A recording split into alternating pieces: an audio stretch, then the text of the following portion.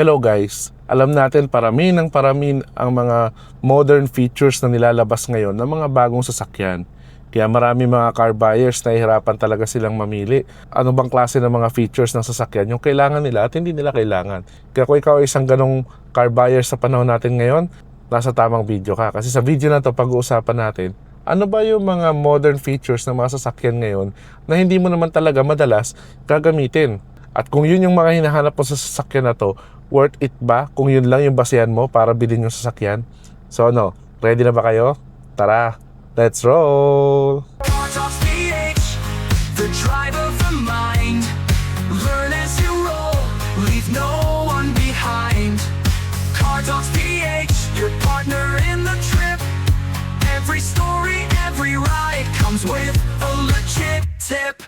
Disclaimer lang guys, no, bago natin pag-usapan yung mga features na yun. Ito mga features na hindi ko naman sinasabing wala silang silbi. No, sinasabi ko lang na hindi natin sila madalas magagamit.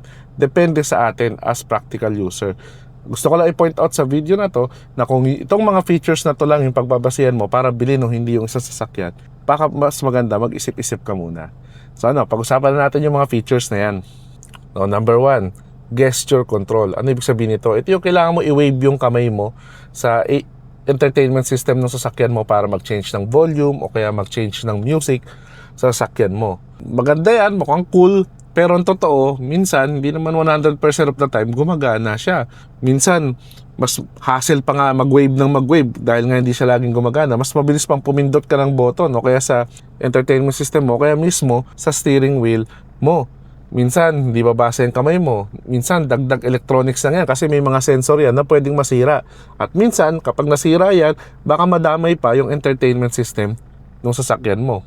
So, cool siya, pero practical ba? Hindi. I don't think kailangan mo yan.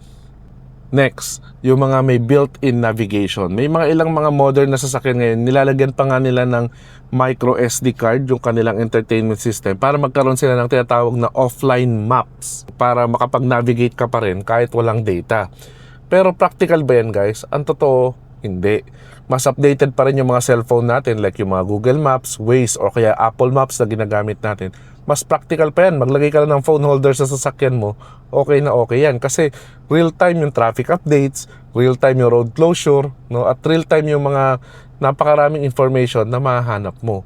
At ang problema pa nga sa mga micro SD na mga built-in na maps ng mga sasakyan ngayon, o kailangan mo pang pumunta sa dealership para i-upgrade yon, di ba? So hassle pa yon sa'yo. Much better off na wala na lang yon, mag-Google Maps ka na lang or Waze sa phone mo. Ito hot take to guys. Panoramic sunroof or moonroof o kung ano man tawag nyo sa kanya. Pero isa lang alam natin, ito yung mga nagbubukas yung kisame nung sasakyan natin. May parang glass dyan sa ibabaw. Totoo, aesthetic wise, maganda siya. Maganda nga naman yung view, lalo na kapag naglo-long drive ka sa probinsya. Maganda siya sa pictures. O, siguro may enjoy mo siya sa first month of ownership mo. Pero kapag ka tumagal, baka hindi na. Bakit? Kasi unang-una, napakainit sa Pilipinas. Kung lagi ka nagdadrive ng daytime, lagi mo rin yung isasara kasi may initan ka. Kahit may tint yan, mainit pa rin yan. Pangalawa, may additional motor yan na pwedeng masira in the long run. Pag nasira yan, paano kung di na nagbukas? Okay lang yun, kung di nagbukas, paano kung di na nagsara? Diba hassle? Tapos prone din yan sa leaking at in the long run. Kasi may mga rubber seals yan na pwedeng mag-fade. So, magiging maintenance issue pa yan sa'yo in the future. So, maganda. May pagmamalaki natin, pwedeng i-post sa social media. Pero, practical ba in the long run? I think hindi. Next, automatic parking assist. Don't get me wrong guys, no? Kapag ka beginner driver ka, malaking tulong talaga to kasi minsan nakakatulong to sa atin para makapag-parallel parking o kaya naman makapag-reverse parking lalo na kapag ka malaki yung sasakyan natin. Diba, kusa niyang i-steer. Pero, kung nakatira ka sa mga lugar na masisikip, no, mahirap maghanap ng parking, hindi mo rin siya masyadong magagamit. Mas okay pa rin, o mas trusted mo pa rin yung manual. Lalo na kung ikaw ay experiencedong driver, mas okay pa rin sa'yo. At mas mabilis pa nga minsan kung ikaw na mismo yung magpapark ng sasakyan mo. Kaya, totoo, medyo okay siya kung ikaw ay medyo beginner na driver. Pero, kung ikaw ay experienced driver or majority ng mga driver sa atin, I think hindi siya required para sa akin.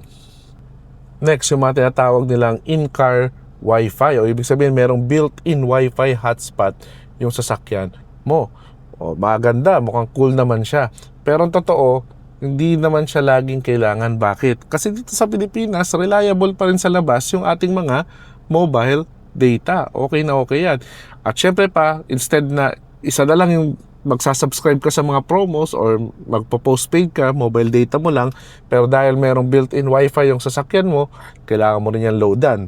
Kailangan mo rin yan magkaroon ng data plan or subscription pa nga dyan. Kaya imbes na maging benefit siya, magiging hassle pa yan sa'yo, dagdag gastos pa, di ba? So for me, hindi required yung in-car or built-in wifi. Another hot take, electronic parking brake. Ito yung parang switch lang ng power window para maangat mo yung handbrake mo or emergency brake mo sa sasakyan mo. No, maganda siya, mukhang cool, ang daling iangat kasi may ibang mga drivers nahihirapan talaga kapag yung manual na handbrake yung gamit kasi minsan matigas nga naman. Pero, no, ang problema kasi diyan, kailangan mo i-maintain mabuti yan. Pag yan nag-malfunction, mahal magpagawa yan. At hindi mo basta-basta mapapagawa kung kani-kanino yan. Minsan sa mga authorized mechanic pa. Minsan kailangan mo pa siyang dalhin sa kasa. At saka minsan napansin ko sa kanya sa pagkakagamit ko ng mga electronic parking brake, ano pa sila minsan delayed pa. Lalo na kapag naipit ka sa traffic, ang tagal bumaba kapag pinindot mo na siya pababa. Diba? Unlike kapag kayo mga manual na lever ng mga handbrake, pagbaba mo, pwede ka nang umandar. So, para sa akin, mas practical pa rin yung mga manual na handbrake system.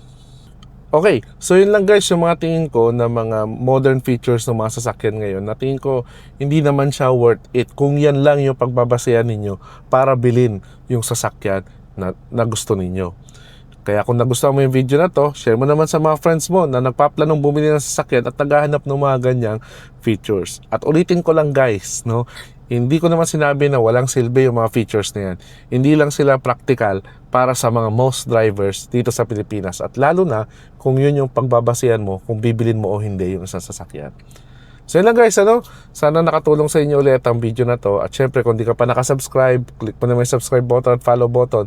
Pati yung notification bell para updated ka palagi sa mga latest happening sa ating channel. So till our next videos guys, always remember, drive safe and enjoy.